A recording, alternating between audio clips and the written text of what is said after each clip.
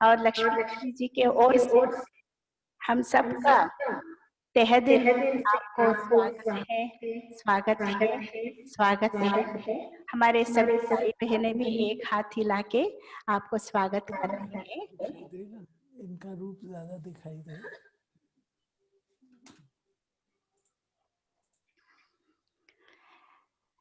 दीदी जी के पास तो बहुत खजाना भरा हुआ है, तो मामा बाबा का भी दादियों का भी बहुत विचार है, तो अपना अमृत को हम सभी के साथ शेयर करने के लिए विनंती करती हूँ। दीदी जी, ओम शांति। दीदी जी, ओम शांति। अभी दिखाई दी शारदा बहन।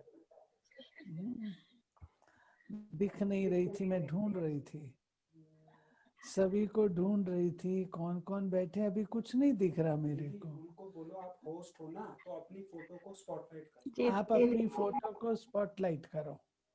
वो होस्ट है हमारे पास। हाँ।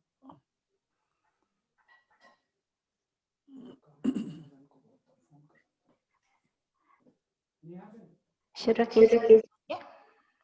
ओके, ओम शांति। अभी थोड़ा कैमरा आप ठीक करो, मेरे को गली दिख रही है, भाई बहन नहीं दिख रहे हैं। और थोड़ा, अभी ठीक है, अभी ठीक है। ओम शांति। थोड़ा ऊपर छत को बेशक खत्म करो। ठीक है, अभी ठीक है, थोड़ा और भी कर सकते हैं। ओके, बस अभी ठीक है, सेट कर दो। अच्छा, आज का जो विषय है वो दिया गया है, स्वस्थिति से परिस्थिति को कैसे ठीक करें।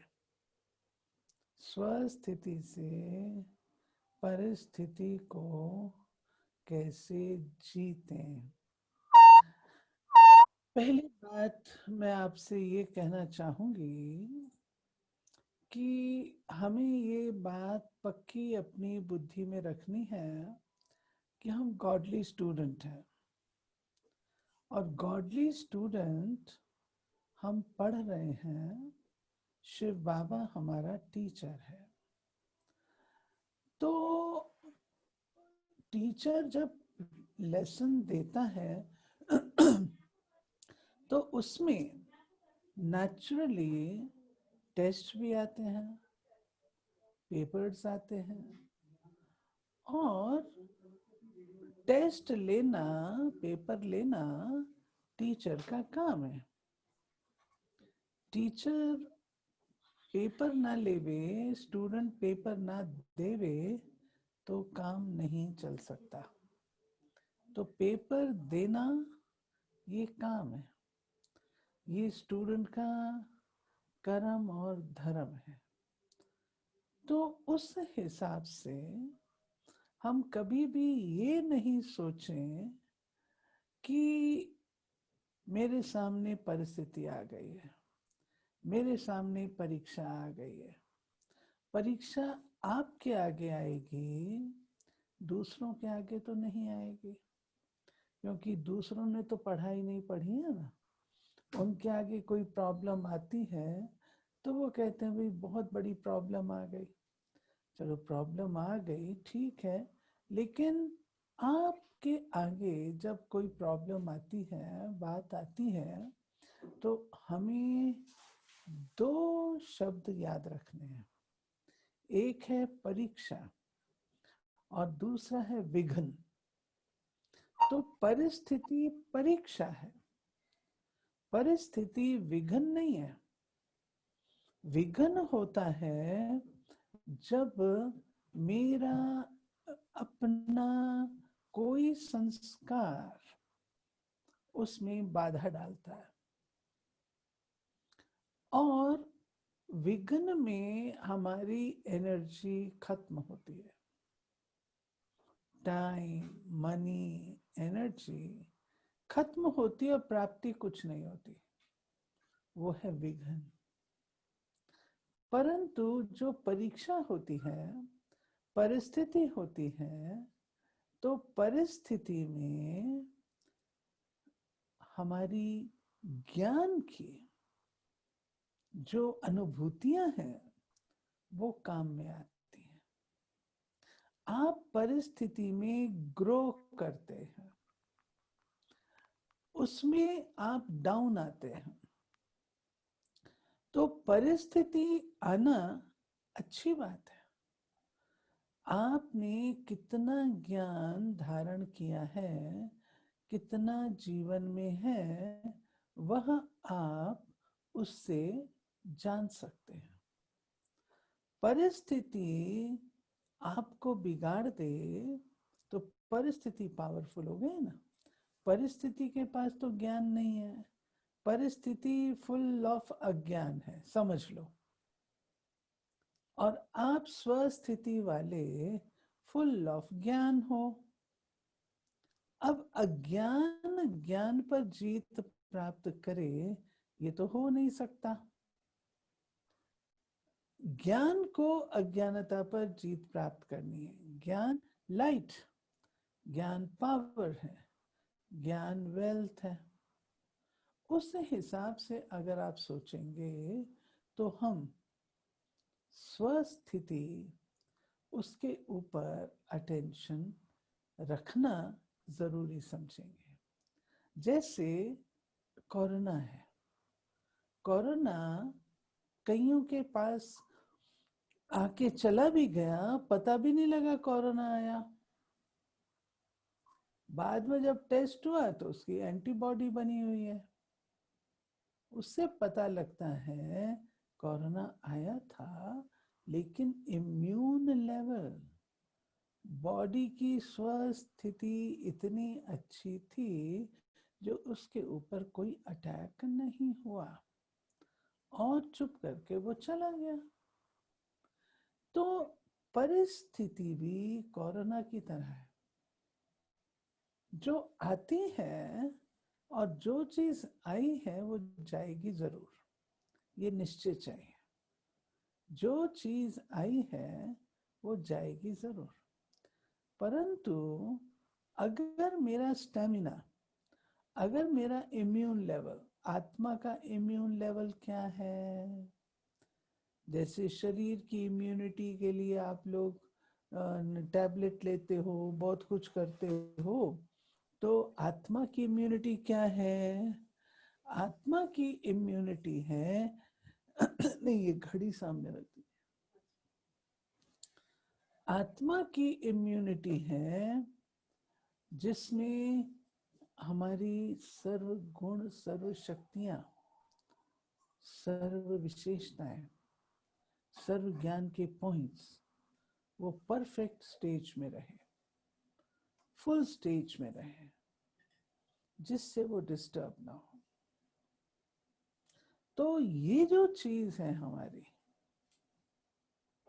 ये जो चीज है, ये हमारी कैसे बनेगी? स्वस्थिति बनाने में टाइम लगता है ना। जैसे आप मूर्ति तैयार करते हो, उसमें समय लगता है ना। तो स्वस्थिति बनाने में भी टाइम लगता है। एक बात और बता देती हूँ, स्वस्थिति का आधार अवस्था है, जो बहुकाल से हम निर्माण करते हैं। ये बात अटेंशन वाली है। कई बार ऐसा होता है, जो परिस्थिति आई, आप उसका सामना तो कर लेते हैं, पास भी हो जाते हैं, परंतु उसके बाद जब वो घटना घट जाती है ना, फिनिश हो जाती है, उस समय आप उदास हो जाते हैं। और वो जो उदासी है वो शक्तिहीनता का अनुभव कराती है। ध्यान से सुनना ये बात। हमको अपना पुरुषार्थ केवल स्थिति बनाने के लिए नहीं, अपनी अवस्था अच्छी बनाने के लिए करना है। और अवस्था में सब कुछ हमको ऐड करना है, रखना है। जैसे बाइबल में आता है नोआज आर्क, उसमें सब प्रकार के सैंपल रखने के लिए कहा गया था। तो हमें सब प्रकार के सैंपल अर्थात सर्व गुण सर्व शक्तियां उसका स्टॉक रखना है, ताकि जब कोई परिस्थिति आए तो जो चीज उस समय के लिए आवश्यक है वो मैं उसको यूज कर सकूं। मैं आपको मिसाल बताती हूँ जो मेरे आंखों देखे हैं।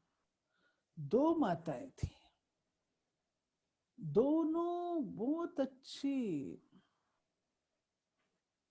अच्छी माताएं। मैं आपको क्या बताऊं, ज्ञान योग में होशियार, रेगुलर स्टूडेंट, युगल मूर्त थी वो। उनके जो पति थे उनके साथ उनका स्नेह था, परंतु हर समय ना पति को नकारती रहती है, ऐसा है, ये ऐसा है, ऐसा है। भले स्नेह से करती होंगी, लेकिन शरीर छोड़ा पति ने शरीर छोड़ा तो बहुत अच्छी अवस्था थी, उस समय की स्थिति बहुत अच्छी थी, बहुत अच्छा फेस कर लिया। लेकिन जब वो शरीर छोड़ करके 10-15 दिन बीत गए, 1 महीना होने, तो फोन पे फोन, दीदी मेरे को तो बहुत याद आ रही है उसकी, मुझको उसकी बहुत याद आती है दीदी, क्या करूं। तो उसको समझाते थे, ठीक भी हो जाती, लेकिन उनको वो जो लगाव था, अटैचमेंट थी, जिसको उन्होंने जीवन काल में रिकॉग्नाइज नहीं किया था, वो उभर करके उस समय आती है।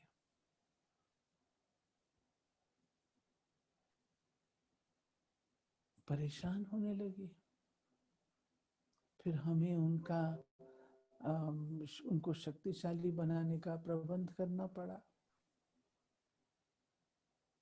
तो स्थिति तो ठीक रही उस समय, परंतु अवस्था गड़बड़ रही। हमें हमारी अवस्था पर ध्यान देना है। अवस्था एक हमारा स्टॉक जैसा है, जो आज दिन तक मैंने पढ़ा है, बहुकाल से जो मैं पढ़ती चली आई हूं, उन सबको स्टॉक में रखना है।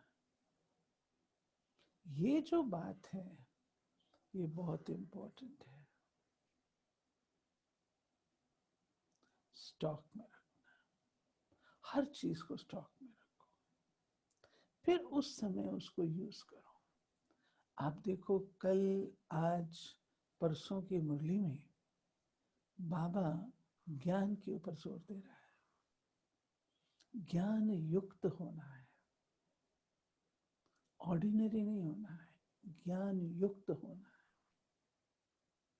ज्ञान युक्त होंगे तो योग युक्त भी होंगे, ज्ञान युक्त नहीं तो योग युक्त नहीं हो सकते। अब ज्ञान युक्त हम बनना, अर्थात ज्ञान माना पॉइंट नहीं, ज्ञान पॉइंट्स नहीं है, ज्ञान समझदारी है, अंडरस्टैंडिंग है। जब हमारी अंडरस्टैंडिंग अच्छी होती है तो कोई बड़ी बात भी सरल होती है। जैसे अभिमन्यु था, अभिमन्यु के लिए बताते हैं 8 चक्कर व्यू बनाए गए और वो 7 से तो पार हो गया, परंतु जब 8वां आया तो वो बच्चा फेल हो गया, पार नहीं कर सका। क्यों? उसके पास नॉलेज नहीं थी। घुसने की नॉलेज थी, बाहर आने की नॉलेज नहीं थी। ऐसे ही हमको क्या करना है? क्या करना है? अपने आप को ज्ञान समझदार बनाना है। ज्ञानी तो आत्मा बाबा उसको नहीं कहता है, भाषण करने वाले को, क्लास कराने वाले को नहीं। ज्ञानी तो आत्मा बाबा कहता है जिस ज्ञान के आधार से स्थिति ठीक हो जाए। मैं आपको अपना एक एग्जाम्पल अनुभव का सुनाऊंगी। पुरानी बात है, आप लोगों ने सुना भी होगा। एक बार जब संजय गांधी की डेथ हुई तो दिल्ली में उन दिनों में बहुत बड़ा प्रोग्राम होने वाला था। तो सारी बड़ी बड़ी दादियां, सब दादियां, सब सब सब पांडव भवन में आए हुए थे, सब वहां रहते थे। तो शाम को मीटिंग का उद्घाटन था और वो प्रोग्राम मेरे को करना था। सवेरे संजय गांधी की डेथ के ऊपर 13 दिन बीत चुके थे। तो निर्वैर भाई ने कहा आशा बहन अपॉइंटमेंट लो। मैंने अपॉइंटमेंट ली, इंदिरा गांधी से मिलने के लिए गए। इंदिरा गांधी बहुत अच्छी तरह नहीं मिली, तो मेरे को धक्का लग गया। इतनी बड़ी बड़ी दादियां गई और इंदिरा गांधी अच्छी तरह नहीं मिली, तो मैं उदास हो गई। मैं छोटी, मेरी आयु भी उस समय छोटी थी। तो जब उदास हो गई तो मैंने गुलजार दादी को कहा, दादी मैं शाम का प्रोग्राम नहीं करूँगी। दादी जी ने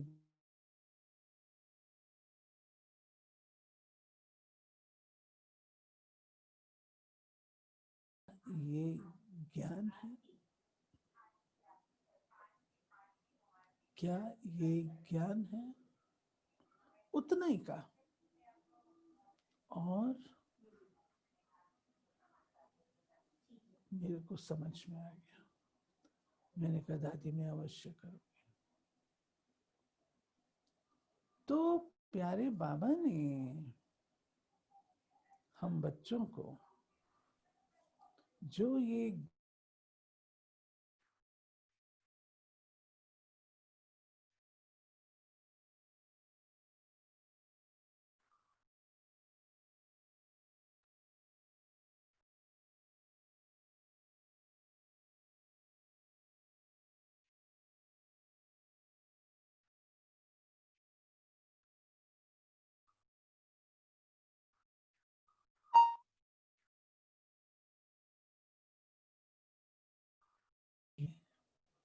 ये हेलो, आवाज नहीं आ रहा? अभी आ रहा है? अच्छा, वो माइक माइक उल्टा हो गया था। अच्छा, अभी आ रहा है? ठीक ठीक है। हाँ, तो बाबा ने हमें जो ज्ञान दिया है, रोशनी है, ज्ञान शक्ति देता है, ज्ञान भोजन है। तो ज्ञान का मंथन, ज्ञान का मनन, वो हमें बहुत अच्छी तरह करना है। ये चीज हमारे काम में आती है। बाबा क्यों रोज मुरली सुनने को कहता है? उसका कारण है, जो उस दिन पेपर आने वाला होता है ना, उसका समाधान मुरली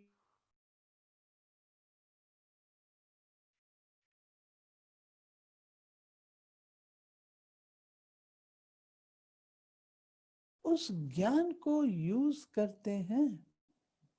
अगर ज्ञान को हम यूज करते हैं तब तो अनुभवी बनते जाते हैं, फिर परिस्थिति हमको कुछ नहीं नजर आएगी।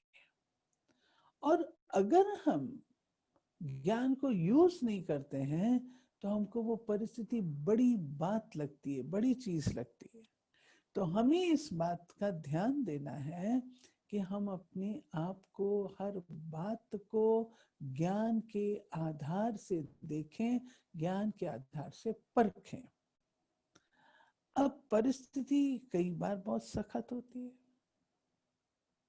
एक है ज्ञान से डील करना, दूसरा है कभी कभी बहुत सख्त परिस्थिति आती। हम बच्चे बाबा को कहते हैं, बाबा ये तो परिस्थिति मेरी शक्ति से ज्यादा बढ़कर के आई है। उस समय क्या करना है? जब परिस्थिति मुझे लगता है मेरी शक्ति से ज्यादा पावरफुल है, उस समय क्या करना है? बाबा ने उसकी विधि भी बताई है। बाबा ने कहा है कि तुम आमना सामना नहीं करो।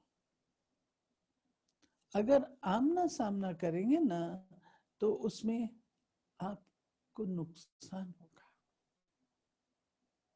आपकी स्थिति, परिस्थिति, जो आपकी अवस्थाएं, जो आपकी चीजें हैं, सब समाप्त हो जाती हैं, गुण शक्तियां सब खत्म हो जाती हैं। आमना सामना करना माना उसके इक्वल बन जाना। तो जो इक्वल बनता है, आप देखेंगे जो संस्कारों का टकराव है वो भी इक्वल्स में होता है, छोटे और बड़े में नहीं होता।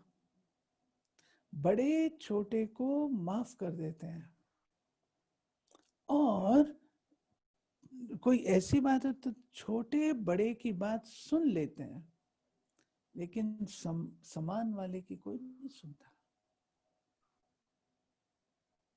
हम अगर उसका आमना सामना करते हैं तो हमें अच्छा नहीं लगेगा कि हमारा स्वमान क्या है? विजयी। हमारा स्वमान योद्धे का नहीं है, हमारा स्वमान विजयी का है। तो विजयी का स्वमान होने के नाते हमें तो उड़ना है ना, उड़ान भर देनी है ना, उड़ जाना है, ऊपर उठ जाओ। उसमें आपको त्याग करना पड़ेगा, उसमें आपको शक्तिशाली बनना पड़ेगा, उसमें आपको कुछ भुलाना पड़ेगा, कुछ भूलना पड़ेगा। अगर कोई छोटा बच्चा आकर के अपने दादाजी को थप्पड़ मारता है तो दादाजी क्या करते हैं? उसके साथ लड़ाई थोड़ी करते हैं,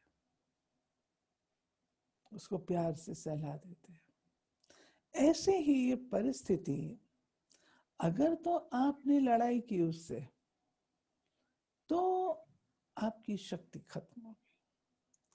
अगर आप ऊपर उठ गए तो फिर स्वस्थिति आपकी ठीक रहे।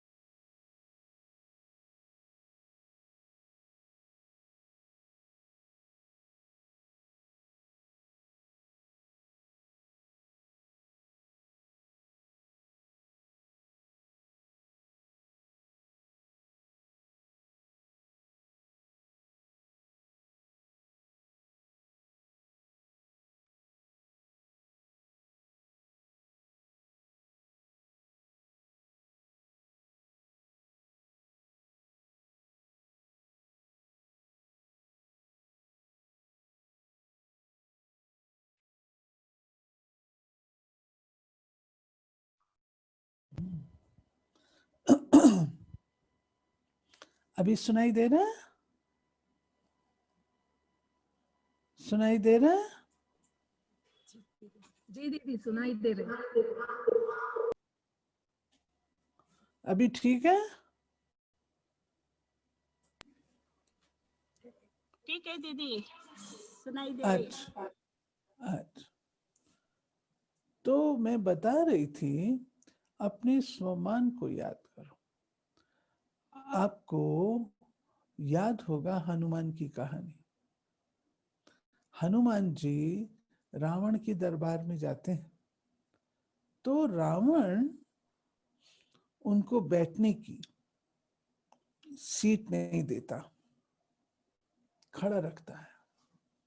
हनुमान जी को अच्छा नहीं लगता, तो हनुमान जी क्या करते हैं? हनुमान जी अपनी पूंछ को इतना लंबा कर लेते, इतना लंबा कर लेते, इतना, जो उसकी गद्दी बना के, कुशन बना के उसके ऊपर बैठ जाते। याद है ना? ऐसे ही हमारा जो स्वमान है, उसको इमर्ज करो। मैं कौन?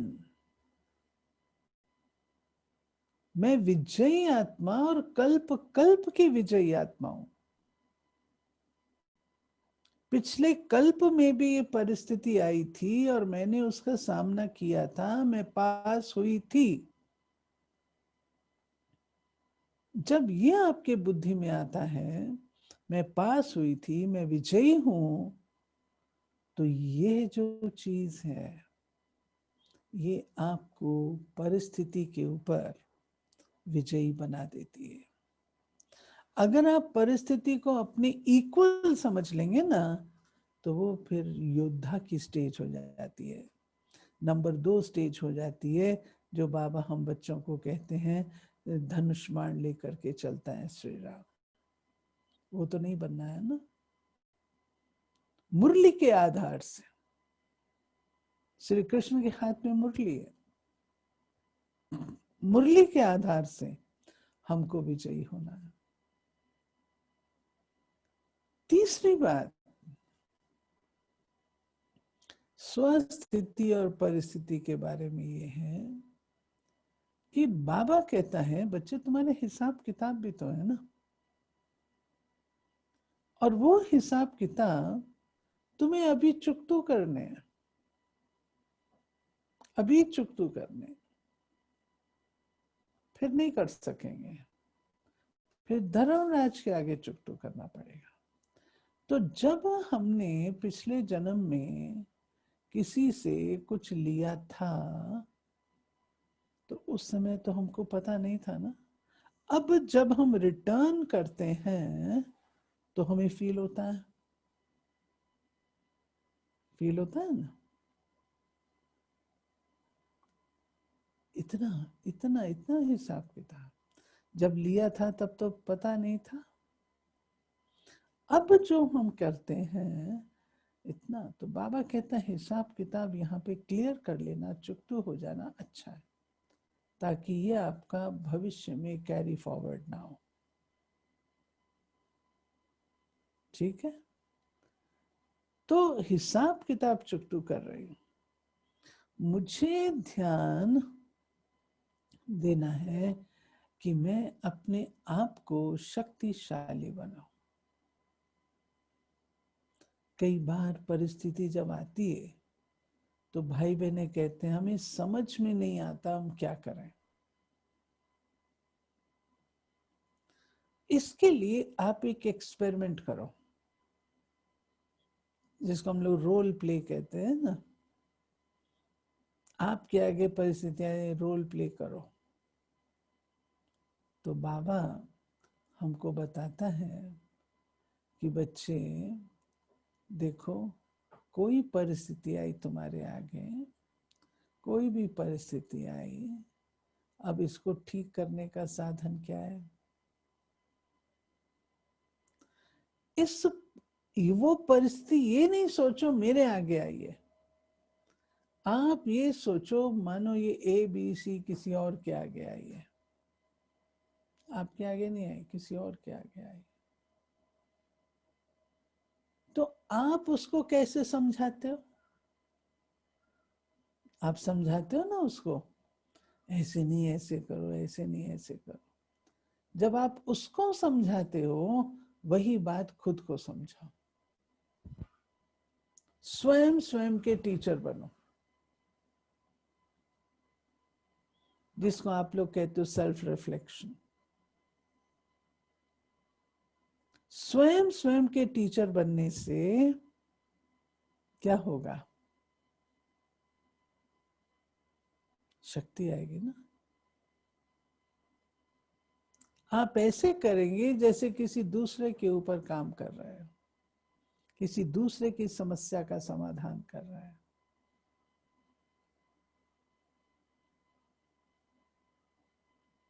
साक्षी होकर देखो। एक चीज जो हम ब्राह्मण नहीं करते हैं, हम परिस्थिति और परिस्थिति के तूफान को तो देखते हैं, लेकिन वो आग, वो तूफान आ कहां से रहा है, उसका स्टार्टिंग पॉइंट कहां है, वो हम नहीं देखते हैं। तूफान कहां से आ रहा है?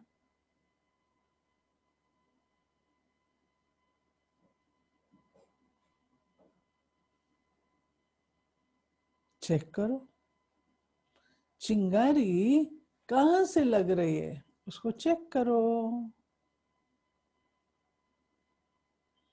चिंगारी को चेक करेंगे तो तूफान, अग्नि, वो ठीक हो जाएगी।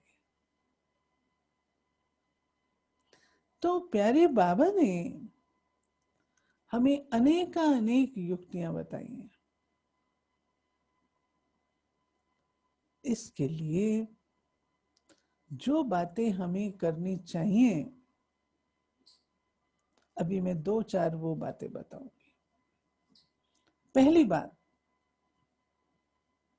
अंतर्मुखता की गुफा में चले जाओ। बाह्यमुखी होंगे ना तो परिस्थिति बढ़ जाएगी, अंतर्मुखी होंगे ना तो कंट्रोल आएगा। अंतर्मुखता। दूसरी बात जो मैं आप लोगों को कहना चाहूंगी, अब अंतर्मुखता की डिटेल वो आप लोग सब निकाल सकते हैं, सब ज्ञानी तो आत्माएं हैं। अब जो बात हम लोग नहीं करते, परिस्थिति माना बाहर, तो बाबा कहता है कि बच्चे ये चेक करो, इस परिस्थिति में तुम्हारा दोष क्या है।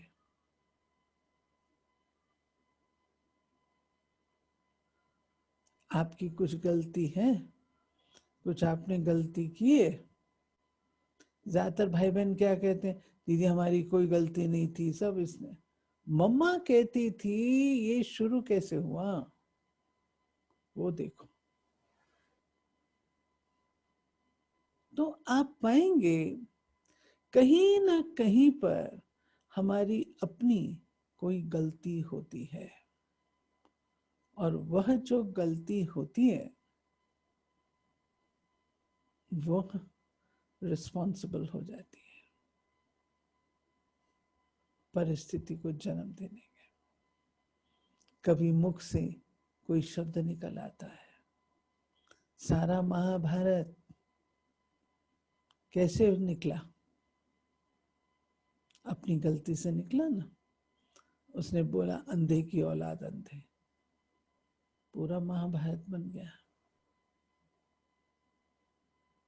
उधर कैकेयी ने ईर्षावश वरदान तो ईर्षा हो गई। तो अपने आप को हमको चेक करना है कि कहीं मेरी मिस्टेक तो नहीं है, कहां पर मेरी मिस्टेक है। हम लोग ज्यादातर औरों की मिस्टेक देख लेते हैं, रिस्पॉन्सिबिलिटी उनके ऊपर डाल देते हैं, अपने आप को छुड़ा लेते हैं। बाबा कहता अपन को छुड़ाओ नहीं, अपनी मिस्टेक को देखो, आपकी मिस्टेक कहाँ है।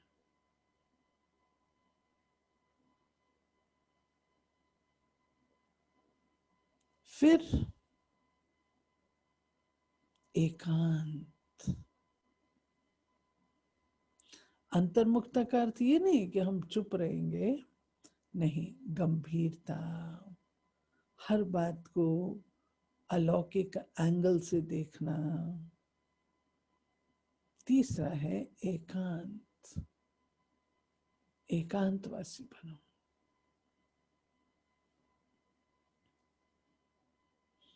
जितने हम एकांतवासी होंगे, अपनी एकाग्रता को बढ़ाएंगे, उतना स्थिति पर कंट्रोल रहेगा।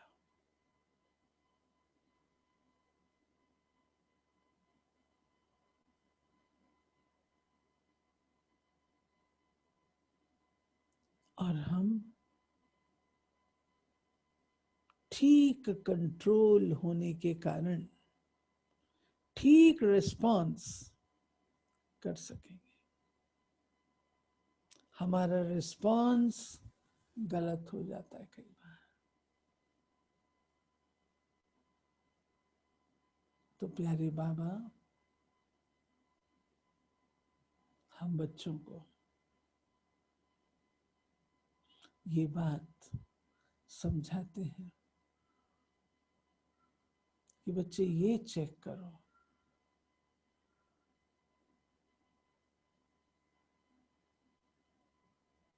फिर बाबा ने बताया है कि एकांत और दूसरा एकाग्रता, ये बढ़ाना ही पड़ेगा। अगर एकाग्रता नहीं है तो परिस्थिति आपके कंट्रोल में नहीं होगी। फिर हर समय हमारी कंप्लेनिंग नेचर होगी, हर समय कंप्लेनिंग नेचर होगी।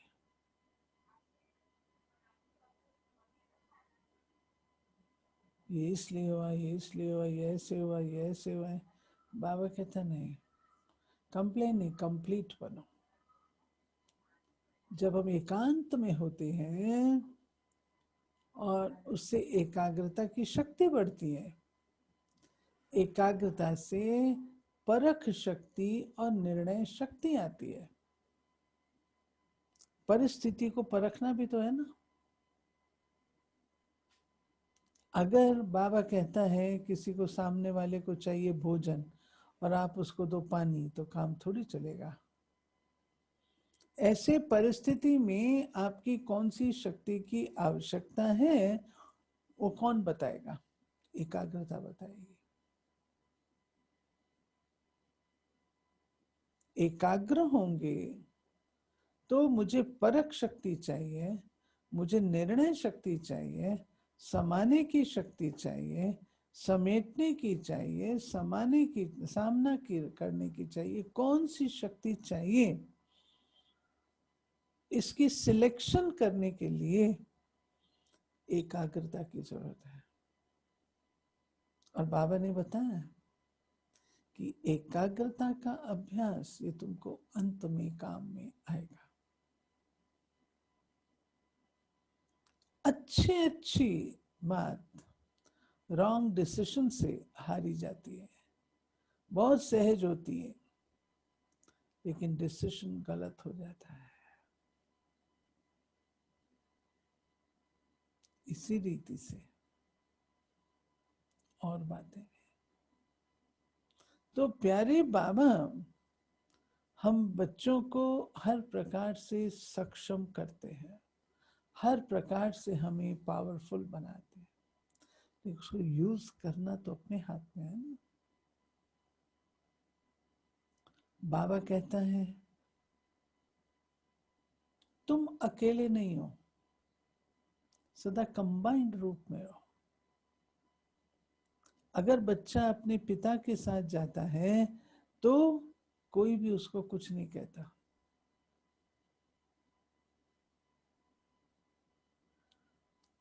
बच्चा किसी को छेड़ भी देगा ना तो भी निश्चिंत रहेगा कि मेरा पिता मेरे साथ है।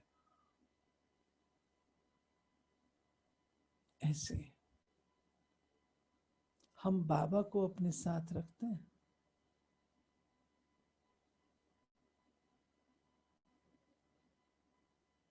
कंबाइंड फॉर्म में रहते हैं।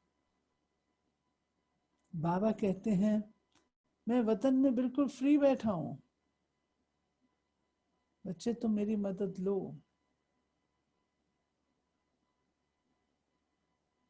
मेरी मदद लो, मैं फ्री बैठा हूं। हम बाबा के उसका उपयोग करते हैं, यूज करते हैं? कहाँ करते हैं? बाबा मदद देने को तैयार है। ऐसे हम कहते हैं बाबा मददगार है। दो भुजा वाले पर हम अटेंशन देते हैं, दो भुजा वाले पर हम बहुत ध्यान देते हैं, लेकिन जो 1000 भुजाओं वाला है उसको, 1000 भुजाओं वाला उसको देगा। 1000 भुजाओं वाले को, ठीक है? वो साथी है। बाबा कहता है कि अगर तुम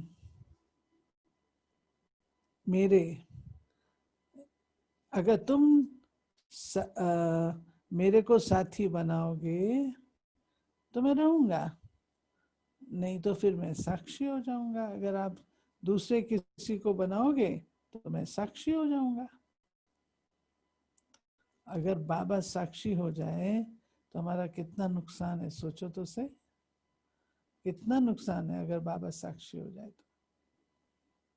बाबा कहते हैं ठीक है, तुम औरों से लेना चाहते हो मदद, लो, मैं साक्षी हूं, भले आप लो।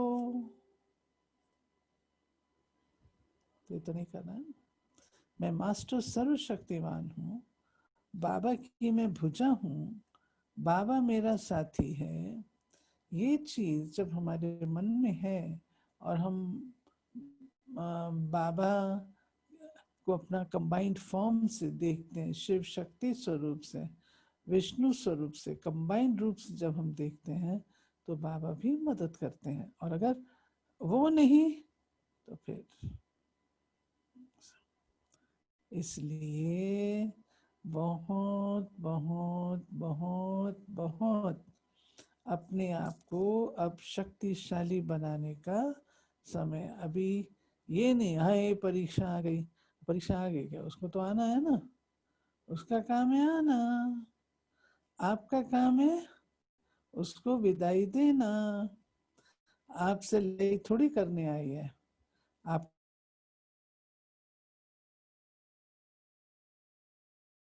बहुत ज्यादा हवा की तरह से हमको नहीं देखना है। अगर हम हवा की तरह से देखेंगे ना तो वो हम पर हावी हो जाएगी। और अगर हम देखेंगे अरे कुछ नहीं, आई है और चली जाएगी, तो फिर वो वैसे ही लाइट हो जाएगी। ठीक है? तो मैसूर निवासी तो बैठे कहाँ है? देखिए ज्ञान सरोवर में बैठे हैं आप, जहां पर ज्ञान ही ज्ञान है, ज्ञान की वर्षा है। सरोवर में स्नान कर रहे हैं आप, तो इतना अच्छा आपको स्थान मिला, और क्या चाहिए? हाँ, और क्या चाहिए? अच्छा, नववर्ष की और प्यारे बाबा ने जो हमें इस वर्ष कार्य दिया है, याद होगा सबको क्या कार्य दिया है? समस्या प्रूफ और समाधान स्वरूप बना है। निर्विघ्न बनना है, सबको संतुष्ट करना है और संतुष्ट रहना है। ये है ना, ये होमवर्क सबको याद होगा। ओके, अभी किसी के पास कोई प्रश्न हो तो पूछ सकते हैं, नहीं तो 2 मिनट साइलेंस के बाद फिनिश करेंगे। दीदी और है यानी प्रश्न के लिए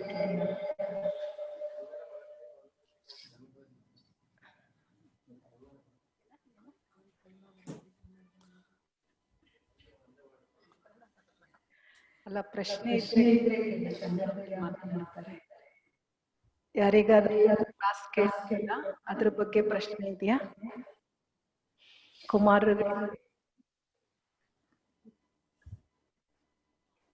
ಮಾತೇರಿಗೆ ಯಾರಿಗೂ ಏನು प्रश्न ಇಲ್ಲ. दीदी सब पूछ रहे हैं, आप एक दो शब्द कन्नड़ में सुनाना. हाँ? एक दो शब्द कन्नड़ में सुनाना. अच्छा, ನೀವು ಎಲ್ಲರೂ ಹೇಗೆ ಇದ್ದೀರಾ? ಹೇಗೆ ಇದ್ದೀರಾ? ಹೇಗಿದ್ದೀರಾ ಅಂತ ಕೇಳ್ತಿದ್ದಾರೆ. ಚೆನ್ನಾಗಿದ್ದೀರಾ? ಬಾಬಾಗೆ ನೆನಪು ಮಾಡ್ತೀರಾ? ಬಾಬಾ ಮಾಡ್ತೀರಾ? ಚೆನ್ನಾಗಿದ್ದೀರಾ? ನೋಡಿ ಇದ್ದಾರೆ. ಬಾಬಾ ನೆನಪು ಮಾಡಬೇಕು. ಬಾಬಾ ನೆನಪು ಮಾಡಬೇಕು. ನಾವು जल्दी जल्दी क्या बोलते हैं? ಬೇಗ ಬೇಗ. हाँ, ಬೇಗ ಬೇಗ ಬೇಗ ಬೇಗ ಈಗ ಅವ್ಯಕ್ತ ವತನ್ಗೆ ವಾಪಸ್ ಬರಬೇಕು. ಬೇಗ ಬೇಗ ಈಗ ಹೋಗ್ಬೇಕು. ಅವ್ಯಕ್ತ ವತನ್ के ಅವ್ಯಕ್ತ ವತನ್ ನಾಪ್ಕೆ ಇದೆ.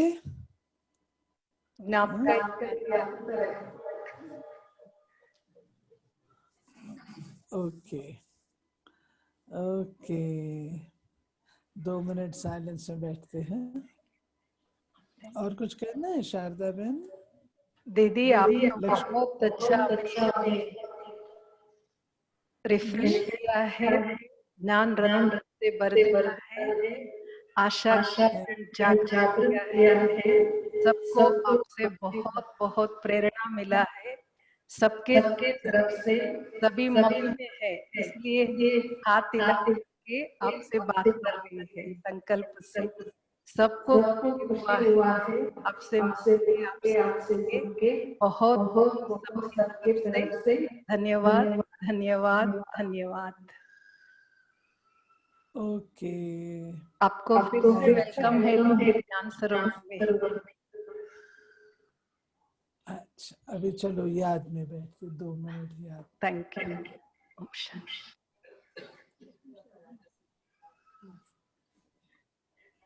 दीदी ಯೋಗ ಮಾಡಿಸ್ತಾರೆ, ಎಲ್ಲರೂ ಯೋಗ ಮಾಡೋಣ.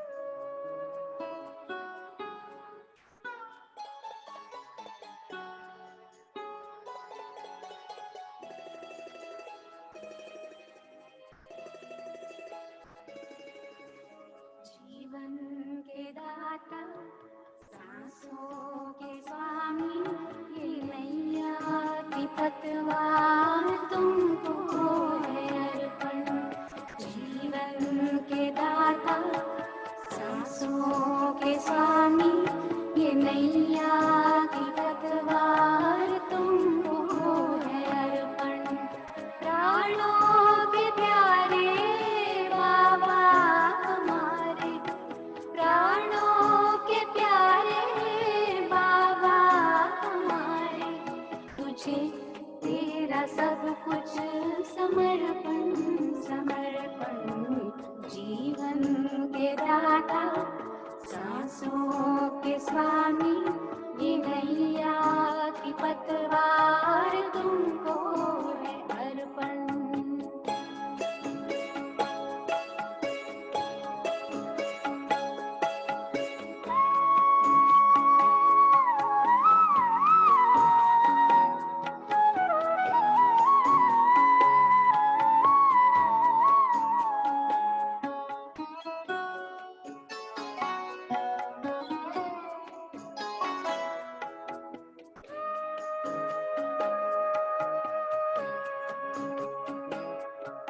सदा के साथी सच्चे सहारे, तेरे थे तेरे हैं तेरे ही रहेंगे।